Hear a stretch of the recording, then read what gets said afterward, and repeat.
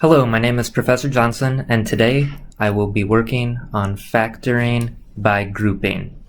Now I'm going to start these examples with 4 terms. As you can see, there's 1, 2, 3, 4 terms, and I'll show you how to factor this entirely. Now, the first thing you always want to look for is if there's a greatest common factor in each of the 4 out of the entirety of the 4 terms. So 2, 1, 4, and 2. Is there anything in common with 2, 1, 4, and 2? Only 1 is in common, so I'm not able to factor out a greatest common factor. Now with 4 terms, what you want to do, you want to group. And the reason it's called grouping is I'm going to group the first 2 there and group the last 2 terms here.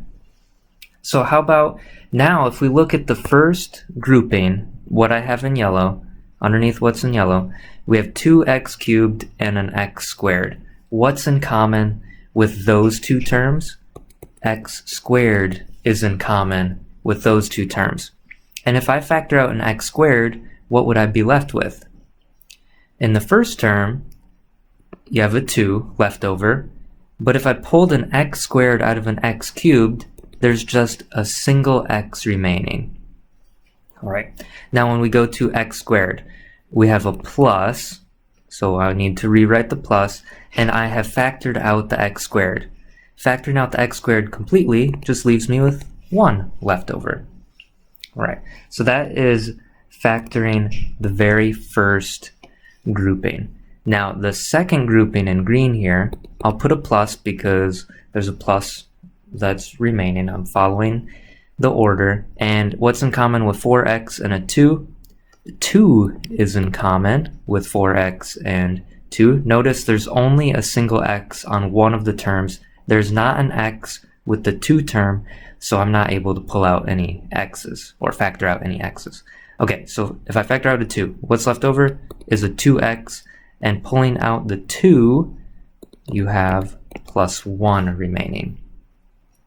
Now, what's special here, with these examples, now notice overall that 2x plus 1 and 2x plus 1 is in common overall with this entire problem now. So we ultimately have a big term here and a big term here. Okay, it's something plus something. What's in common with this something plus this something? You can see the 2x plus 1 is in common with all of the terms. Now, if I factor out the 2x plus 1, what's remaining? There's an x squared remaining here and a plus 2 remaining.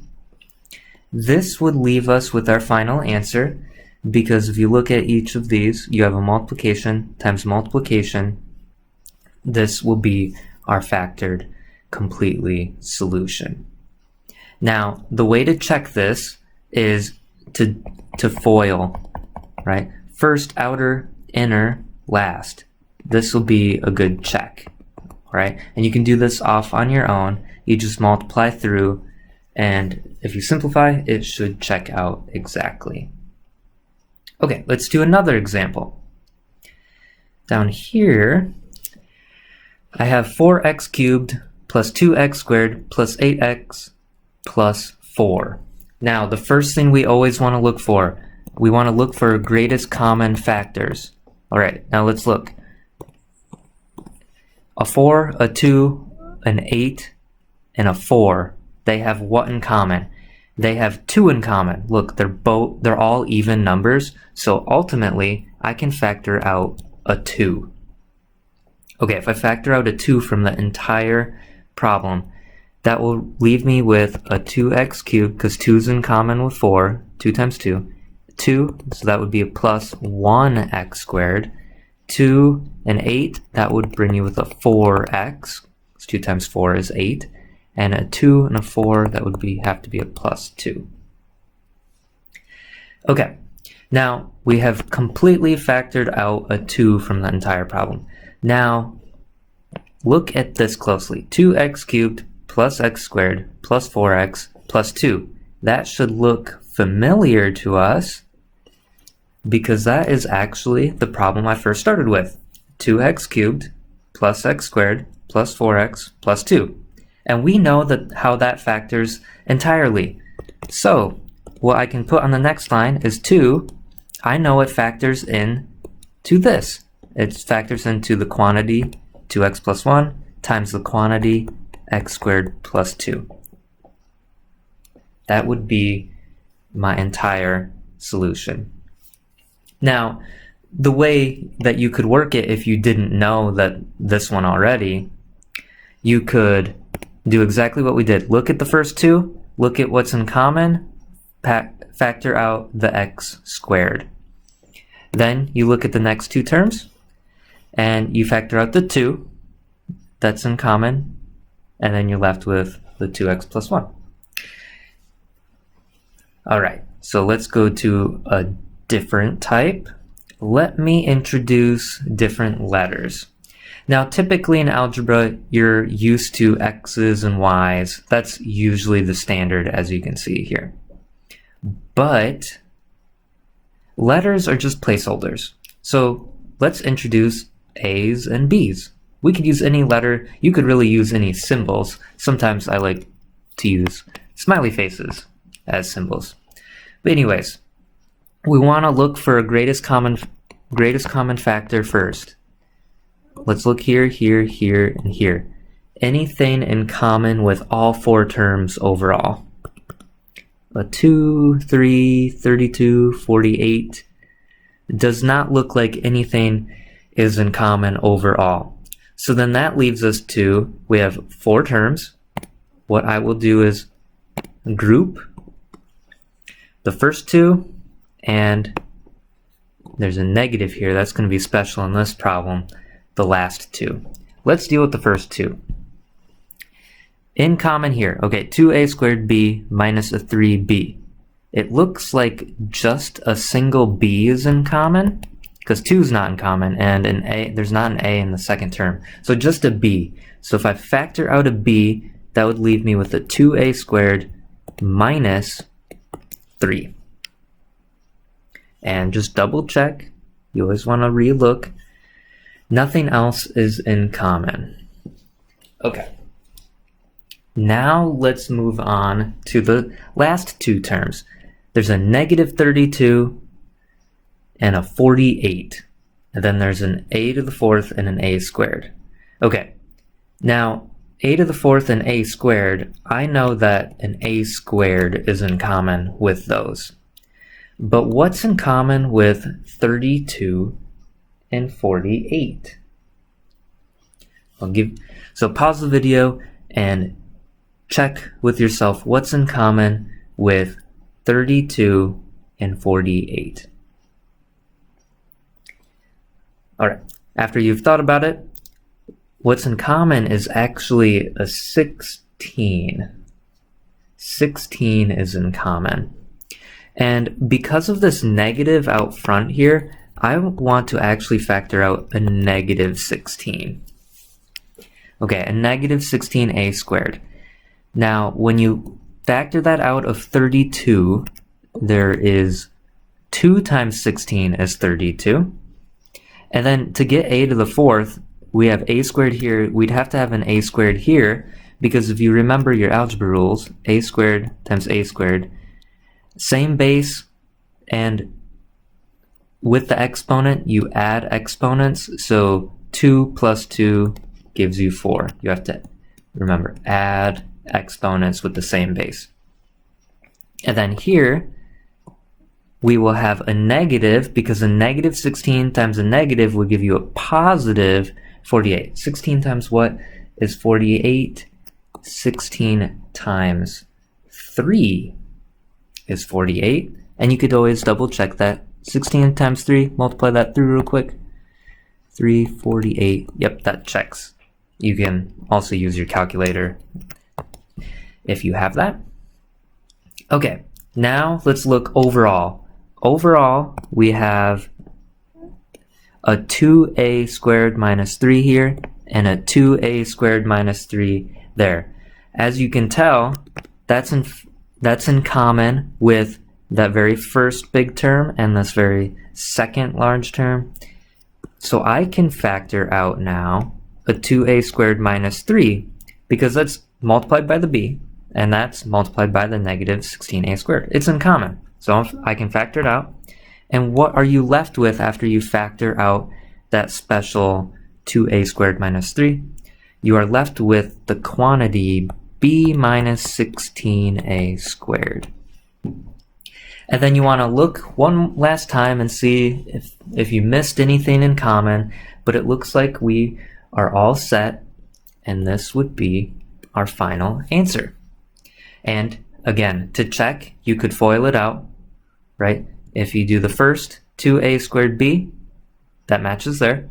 The second, the outer part, 2a squared times 16 would be a negative 32a to the fourth. That gives you your third term. And then the inner, negative 3b, that showed up. And then last, negative negative make a positive 48a squared. So yes, it does check out. We have the correct answer. Okay, let's work on this example. Now, this mixes up p's and m's, and we have a bunch of constants. And again, there's 4 terms set up for us. What we first want to look for is the greatest common factor in all of these. Well, look, 17. Now, I can already tell that there's a problem because 17 is prime, so I know that 17 is not in common with 4. 17 has nothing in common with 85 or 20. So already I know that there's not a greatest common factor. What I should first do, look at the first 2 terms, look at the last 2 terms. Okay, the first 2 terms, the 17 and 4, definitely not in common. P cubed, and there's no p there, nothing's in common there.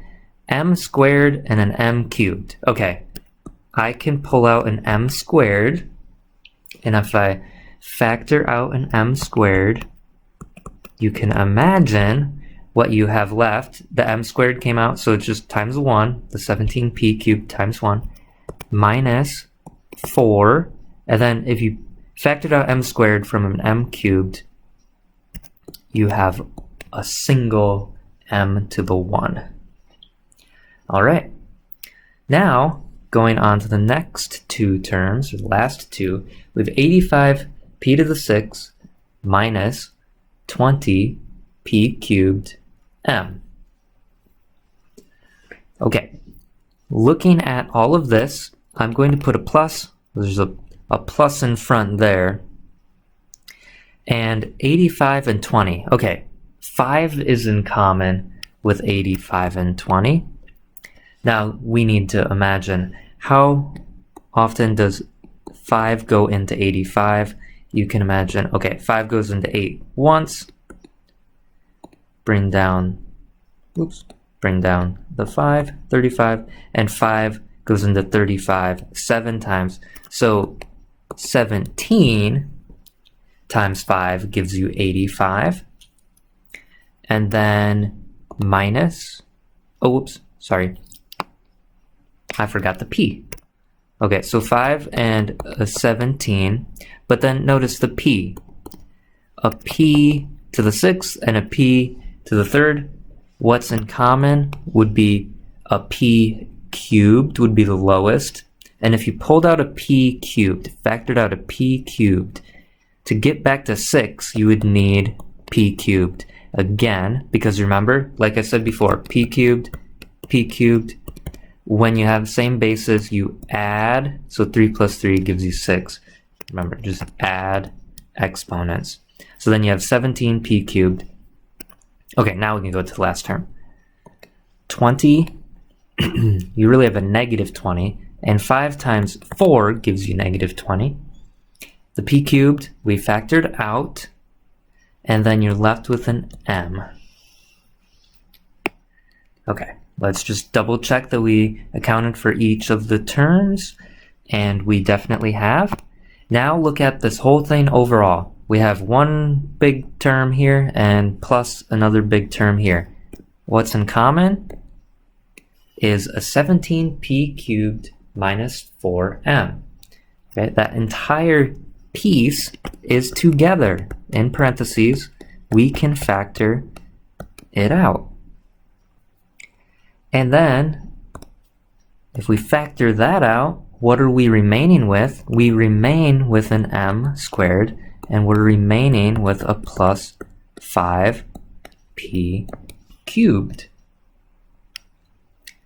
And that would complete our example. Thank you for watching my video.